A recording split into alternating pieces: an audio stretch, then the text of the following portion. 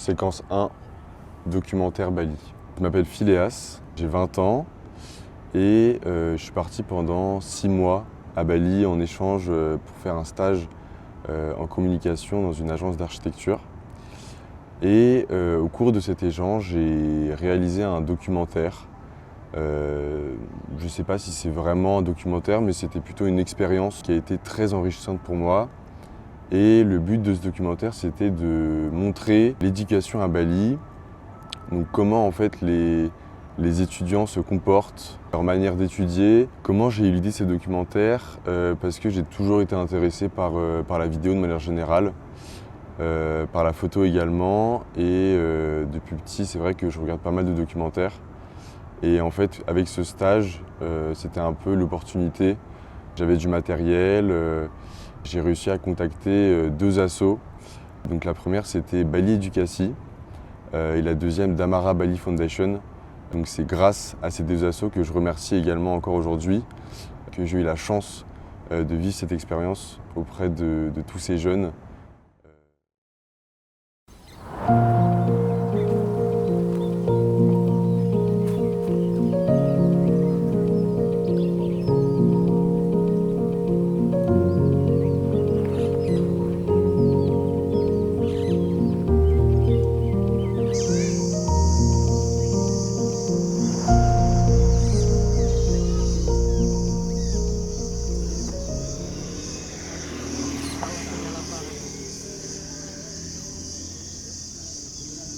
Bali Edukasi.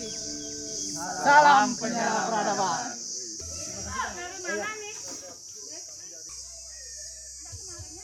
Hello everyone. So today we are in SD Negeri 2 Bengkale, and this is an inclusive school. There are deaf and hearing students here and also normal students. So in this school, everyone here have a same opportunity to learn. Bali Edukasi is an non-governmental organization focusing on development of youth, educational and cultures and health care. Let's go.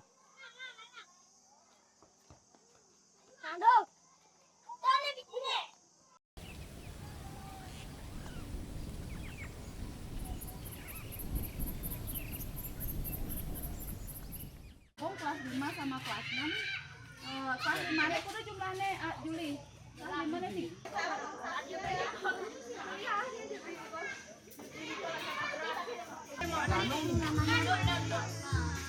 Halo. Siapa namanya? Anak-anak bersiap taruh di tempat semula ya. Nanti Damam masuk ke kelas. Run. Hey, run.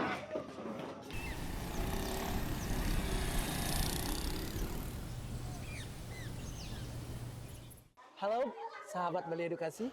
Bonjour à tous les amis de Bali Educacy. Aujourd'hui, nous réalisons une activité de lecture extensive en utilisant le livre Rory and the Wave, écrit par Michael Lassay-Freeman. Mais ce n'est pas tout, nous utiliserons également un livre numérique intitulé Jama is Reading. Ce livre propose aussi différentes activités ainsi que des jeux amusants pour les élèves. Halo.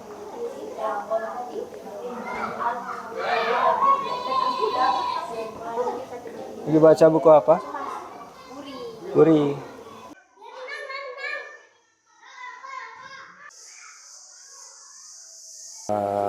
Selamat pagi, Om Swastiastu. Bonjour, je m'appelle Made Wensugiri. Je travaille à l'école primaire publique SD Negeri de Benkla où je suis accompagnateur en langue des signes. Mon rôle est d'aider les enfants, en particulier les enfants sourds ou malentendants. Dans le village de Benkla, il y a depuis longtemps un nombre important de personnes sourdes. Pendant longtemps, beaucoup d'entre elles n'avaient jamais eu l'opportunité d'aller à l'école. C'est pour cette raison que j'ai voulu m'engager. J'ai voulu encourager ces enfants à venir étudier ici et devenir quelqu'un qui puisse les accompagner dans leur parcours scolaire à la SD Negeri de Benkla. Dans les classes, les enfants sourds apprennent aux côtés des enfants entendants. Les cours se déroulent avec 2 enseignants dans la même classe.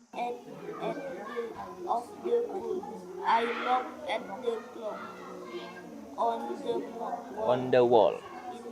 on the wall. Gitu. Kalian yang tanya siapa namanya? Siapa namanya?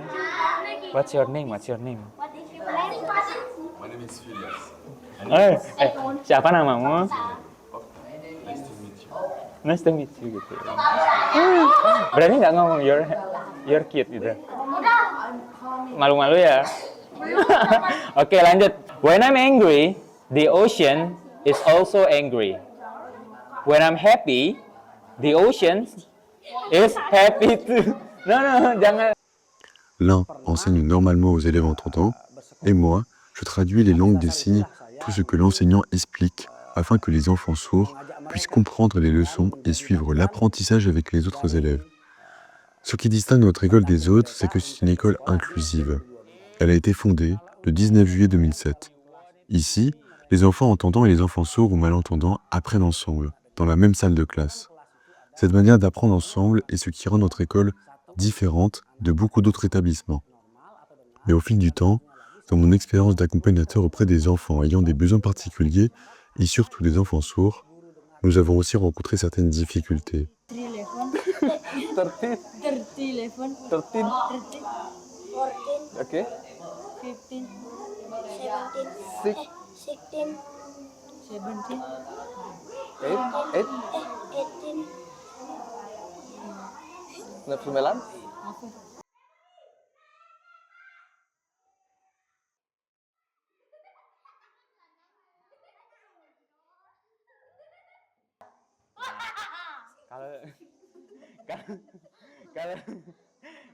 Kalau kita artiin I love the water. Go. I just go. I smell at the man. Ils apprennent par exemple l'anglais. Ouais, ça c'est justement c'est très important pour eux. De toute façon on le voit dans mon documentaire. L'association Bali Educasi, c'est un groupe de jeunes qui vont aider les enfants une fois par semaine et qui vont leur donner des cours d'anglais. Justement parce que l'anglais, on sait tous que c'est très important pour le futur et notamment pour le tourisme. Comme je disais tout à l'heure, il y a tellement de métiers à Bali liés au tourisme que en fait, l'anglais ça devient une matière assez primordiale pour ces élèves-là. Perhatikan semuanya yuk. Konsentrasi. Tim 2 tutup juga yang. Ya nanti Kalau sudah tutup. Nih. Maju.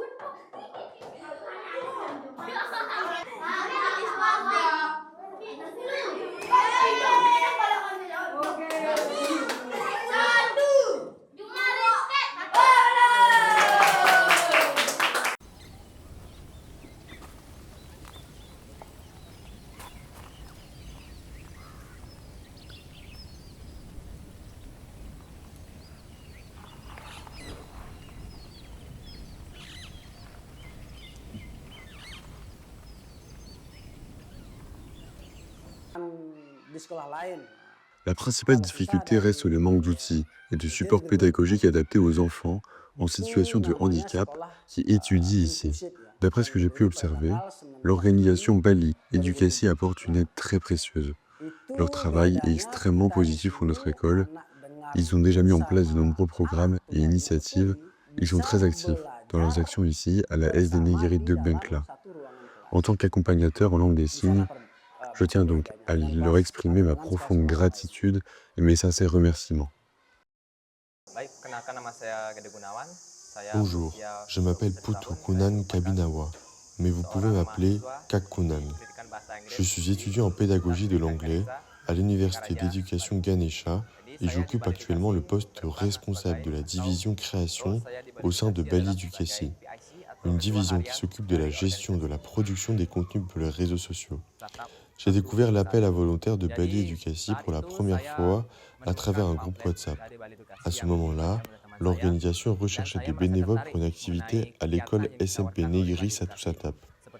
J'ai été intéressé parce que je souhaitais partager de la joie et des connaissances avec les enfants scolarisés, en particulier dans les zones rurales de Bolengeng. Je voulais aussi découvrir directement la réalité du système éducatif dans des contextes que je n'avais jamais encore rencontrés. Mon engagement a commencé lorsque je suis devenu volontaire à l'école SMP Negeri Satu Satap. J'avais reçu un flyer de l'activité par l'intermédiaire d'un ami et j'ai été particulièrement intéressé par les programmes proposés. notamment ceux liés à la lecture extensive dans une école située dans une zone assez isolée. Grâce à cette expérience, j'ai acquis de nombreux apprentissages tant dans l'enseignement que dans l'interaction avec les élèves. Ce sont des expériences qui ont eu une grande valeur pour moi. Depuis que j'ai rejoint Bali Educasi, j'ai énormément appris. J'ai appris à interagir plus efficacement avec les élèves, mais aussi à organiser des activités avec une équipe. Pour être honnête, auparavant, j'étais assez sceptique vis-à-vis des organisations étudiantes. Et mon expérience à Bali Educasi a changé mon regard. J'ai compris que s'engager dans une organisation peut apporter de nombreux bénéfices, à la fois sur le plan personnel et dans le développement de soi. J'ai également appris à orienter mes collègues lors de la mise en œuvre des programmes, à construire une bonne communication afin que les activités se déroulent comme prévu et à concevoir des activités intéressantes, en particulier dans les programmes de lecture, afin que les participants puissent suivre les activités jusqu'au bout avec enthousiasme et plaisir. Voilà ce que je souhaitais partager. Bonjour, je m'appelle Agede Gunawan. Je suis étudiant en pédagogie de l'anglais à l'Université d'éducation Ganesha et je m'occupe actuellement la fonction de coordinateur exécutif au sein de Bali Educasi.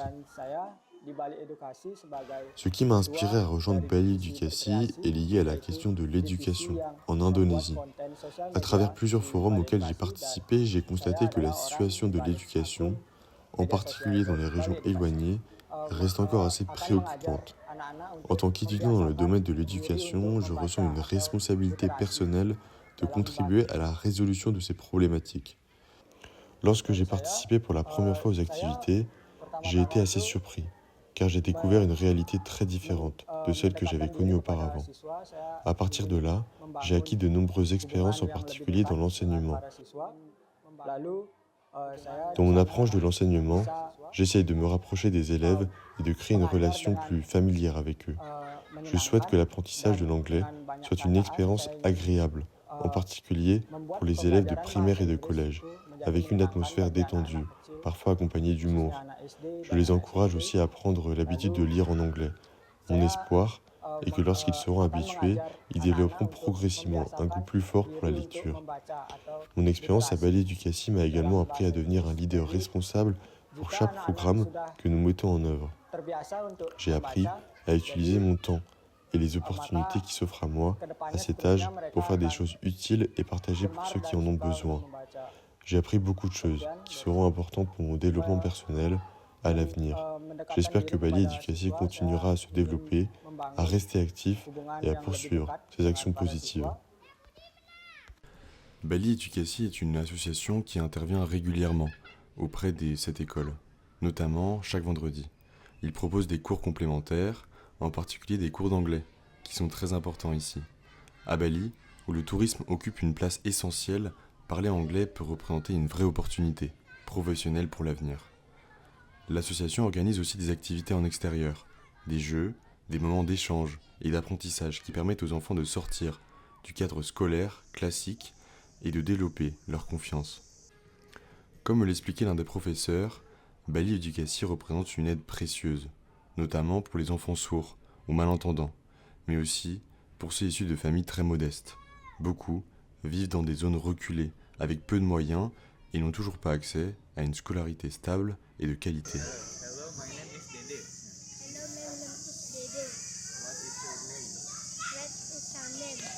My name is Phileas. Nice to meet you.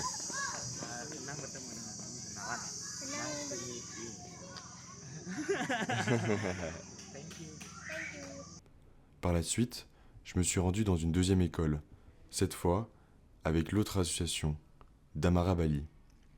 Cette école se situe près de la ville d'Amed, dans l'est de Bali, à environ 2 heures de route de Lovina. Elle est installée dans les hauteurs, à une dizaine de minutes d'Amed, dans un environnement beaucoup plus montagneux et encore très proche de la nature. Pour cette deuxième partie du reportage, j'étais accompagné de mes amis qui m'ont aidé à filmer et à partager cette immersion. Nous avons passé la matinée dans l'école afin d'observer le déroulement des cours et de mieux comprendre le quotidien des élèves.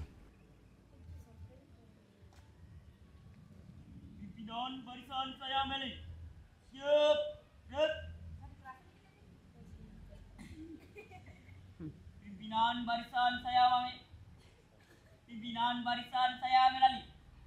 Seluruhnya siap.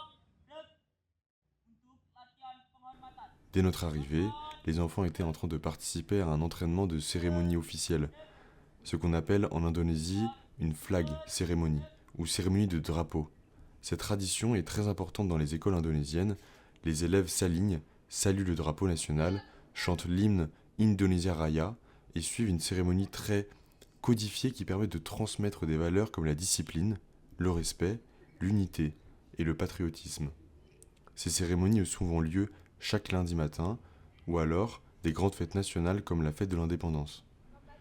C'était impressionnant à voir, presque militaire dans l'organisation, mais très naturel pour eux. On sent que cela fait vraiment partie de leur éducation et de leur culture. Je m'appelle Nenga Swikrama. La fondation d'Amara Bali a été créée en 2015. Avant cela, j'ai travaillé pendant près de 25 ans au sein d'une autre fondation. Mais à la fin de cette période, je ressentais toujours le besoin de continuer à aider les communautés. C'est ce qui m'a poussé à créer cette fondation. Notre vision est de permettre aux populations de vivre dans la paix, de progresser et d'atteindre une forme de prospérité. Mais surtout, notre mission est d'aider les personnes à devenir autonomes, à pouvoir un jour s'aider elles-mêmes. Nous travaillons principalement avec des enfants issus de familles défavorisées. Beaucoup d'entre eux sont menacés de décrochage scolaire, et certains ont déjà quitté l'école. Dans ces situations, nous essayons de les accompagner, de les soutenir et de leur donner une seconde chance de retourner à l'école. Aujourd'hui, en Indonésie, l'école est officiellement gratuite, du primaire jusqu'au lycée. Mais en réalité, aller à l'école a toujours un coût. Les familles doivent encore payer les uniformes, les fournitures, les chaussures ou encore d'autres besoins liés à la scolarité. Pour certaines familles, ces dépenses restent trop importantes et c'est souvent à ce moment-là que les enfants arrêtent l'école. C'est pour cette raison que nous intervenons. Nous aidons les familles en fournissant des uniformes, des chaussures, du matériel scolaire, des livres, tout ce qui peut permettre aux enfants de continuer leur éducation. Parce que pour nous, l'éducation reste essentielle. Mais notre travail n'est pas simple.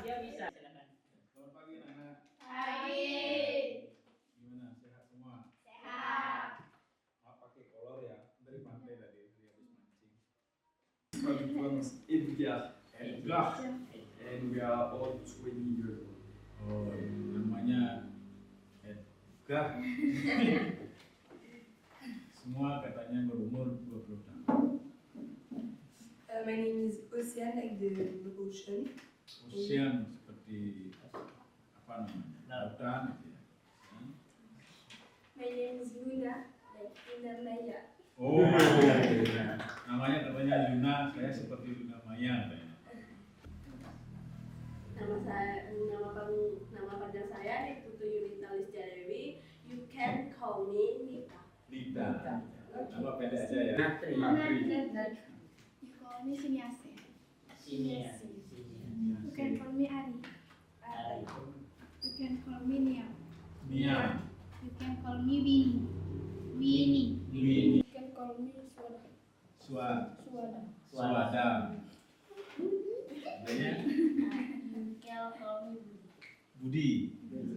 L'un de nos principaux défis aujourd'hui, c'est le manque de volontaires. Il est encore difficile de trouver des personnes prêtes à s'engager durablement dans les villages. Nos équipes sont donc très limitées pour gérer les activités sur le terrain. Nous travaillons en partenariat avec Villa Bugis, qui prend en charge l'ensemble de nos frais opérationnels et administratifs. Cela nous permet d'utiliser la totalité des dons pour financer directement les projets. Nous recevons avec le soutien de donateurs en Indonésie comme à l'étranger. Certains nous accompagnent sur le long terme, d'autres interviennent de manière ponctuelle. Les valeurs qui nous guident sont simples, la solidarité, le partage et l'entraide. Nous voulons aider ces enfants à aller à l'école, mais leur donner la possibilité de construire un avenir meilleur. Dans un cas, 2 enfants ont pu terminer leur étude jusqu'au lycée, et aujourd'hui ils travaillent. Pour nous, c'est essentiel que notre objectif n'est pas de créer une dépendance, mais de permettre aux familles de devenir autonomes. Quand cela arrive, c'est un moment très fort.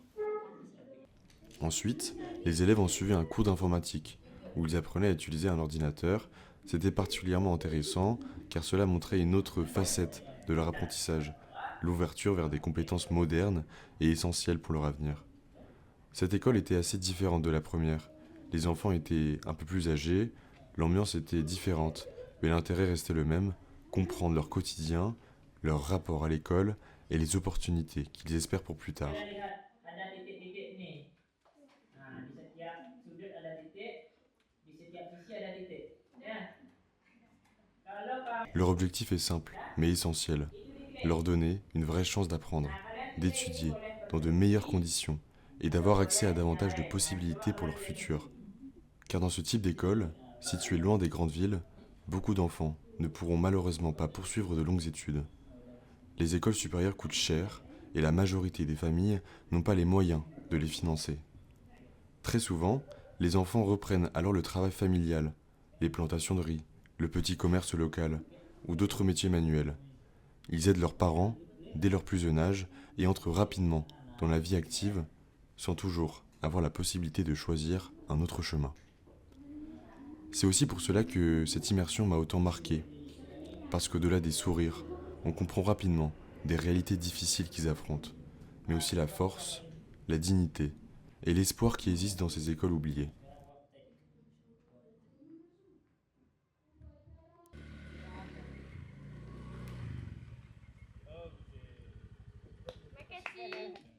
Beautiful, very strong.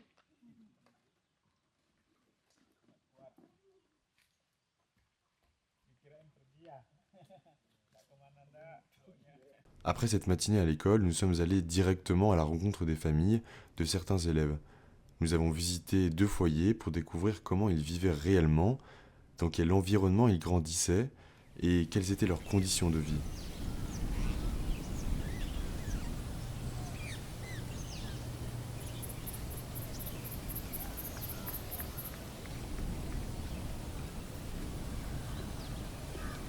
Les maisons sont souvent construites à la main, avec très peu de moyens, au cœur de la nature, parfois presque en pleine forêt.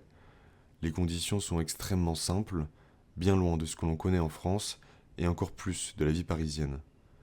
C'est quelque chose qui m'a profondément marqué.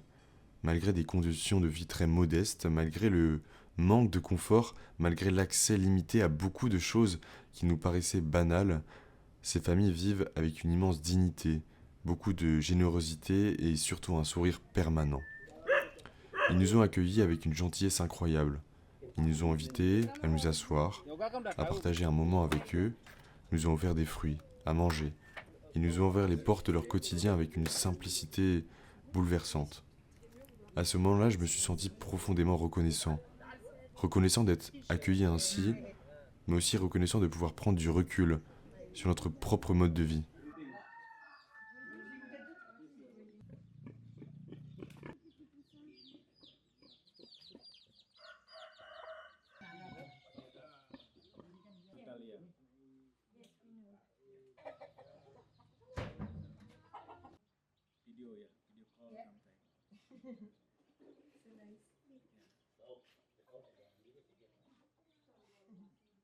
À Bali, les inégalités restent importantes, en particulier pour les enfants qui vivent dans les zones rurales. Les écoles sont parfois éloignées, les infrastructures sont limitées et il manque souvent des enseignants ou des équipements comme des laboratoires, des bibliothèques ou un accès à Internet. Les enfants qui vivent en ville ont beaucoup plus d'opportunités. Ils peuvent apprendre plus rapidement et ont accès à des outils modernes.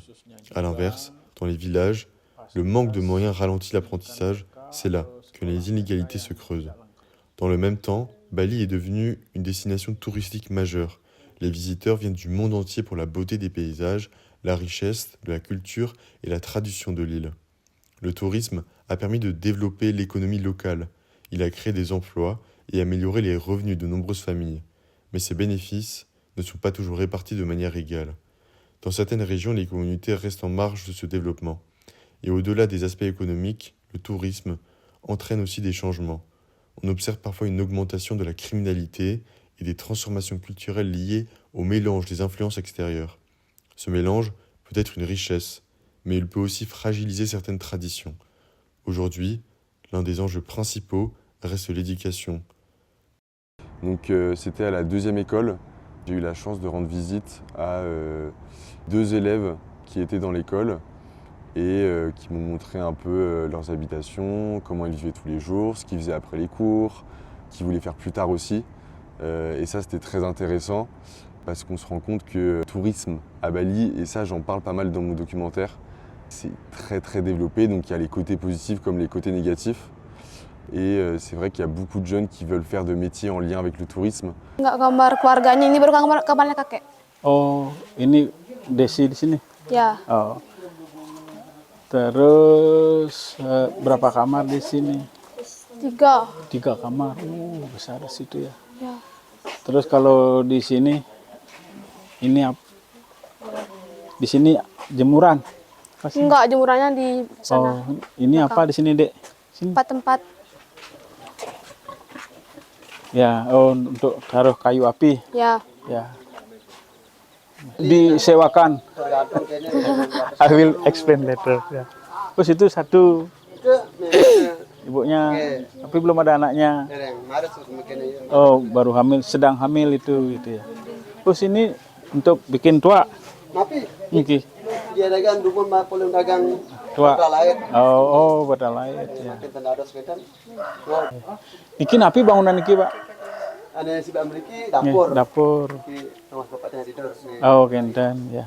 Kados. Di muka nikel itu, senegak nikel ada warung. Oh, warung. Kados lihat kayaknya, Pak. But sometimes the problem if want to continue for university ya. If move to the city, must rent the house. Where is the closest city when they can go to university? Here is only in Denpasar ya. No university in this area, in this district. so Yeah. it's Oh, in Singaraja, in Lopina. Yeah. Okay. Yeah. Nous avons aussi échangé avec plusieurs enfants sur leurs rêves et sur ce qu'ils aimeraient faire plus tard. Beaucoup parlaient des métiers liés au tourisme, à l'hôtellerie, à la restauration ou aux services, car ce sont des secteurs très importants à Bali et souvent les plus accessibles pour leur avenir. Comme je l'expliquais au début de ce reportage, les écoles supérieures coûtent cher et beaucoup de familles n'ont pas les moyens de financer ce parcours. Alors beaucoup d'enfants finissent par aider leurs parents, reprendre les activités familiales, travailler dans les plantations, dans le commerce local ou dans les métiers du tourisme. Mais malgré cela, ils gardent une vraie ambition, une envie d'apprendre et surtout une joie de vivre qui force le respect. Saya takutin dia kan sakit genit gitu ya. Tanpa jiket pun. Cette deuxième immersion m'a confirmé une chose. Au-delà de l'école, ce sont surtout les rencontres humaines qui marquent le plus. Et à Bali, elles laissent une trace profonde. Ce documentaire que j'ai réalisé avant tout montrait à quoi ressemble le quotidien des élèves balinais, comment ils apprennent, comment fonctionne leur éducation, mais surtout comment ils vivent dans des réalités bien différentes des nôtres. Je ne voulais pas seulement expliquer, je voulais surtout laisser parler les images, montrer les visages, les regards, les sourires, les salles de classe, les maisons, les chemins qu'ils parcourent chaque jour pour aller à l'école, et toute cette réalité qu'on ne peut pas vraiment comprendre qu'en la voyant. À travers ce reportage, je voulais aussi aborder une autre réalité essentielle à Bali, celle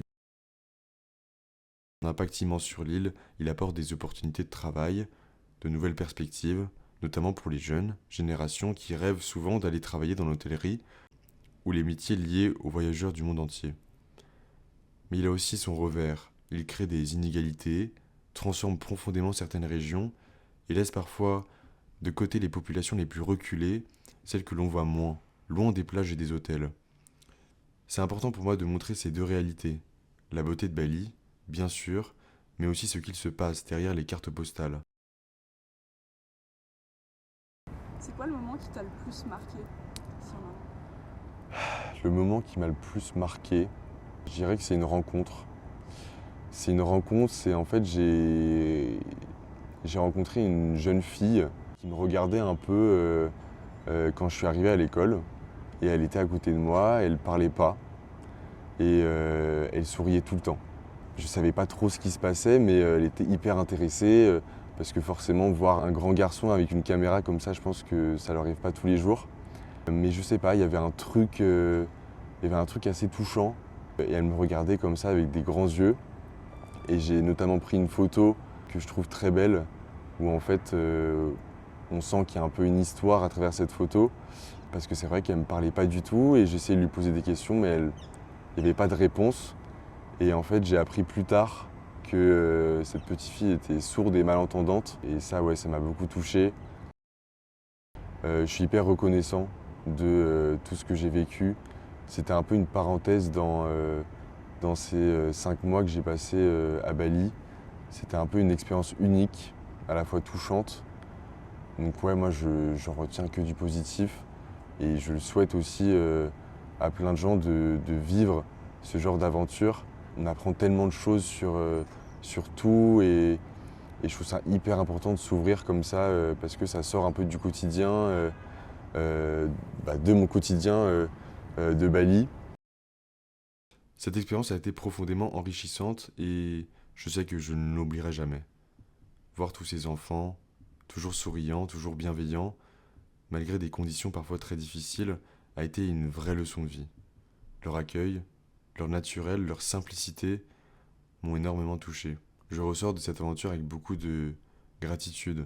Gratitude envers ces enfants, envers leurs familles, envers les associations qui rendent tout cela possible, mais aussi envers mes amis qui m'ont accompagné et aidé dans cette expérience.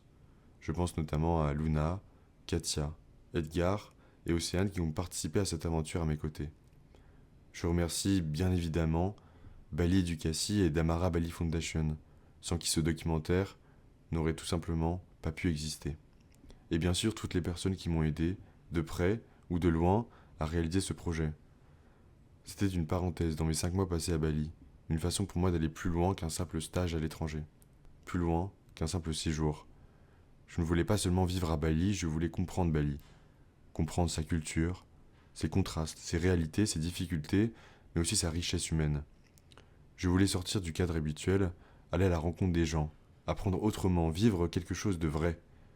Et je crois que c'est exactement ce que cette expérience m'a offert.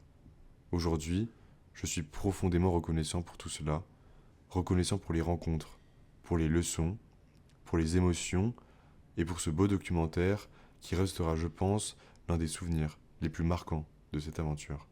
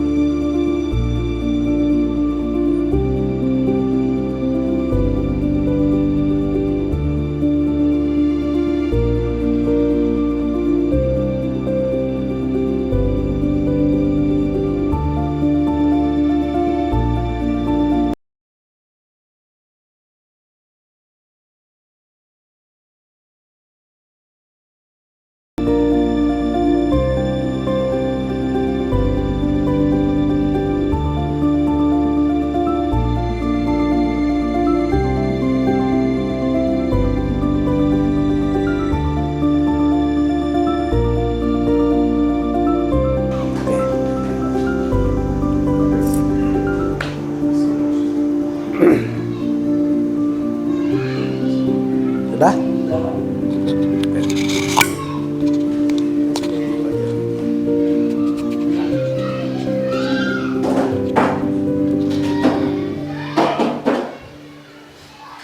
I wanna be able to touch your hand.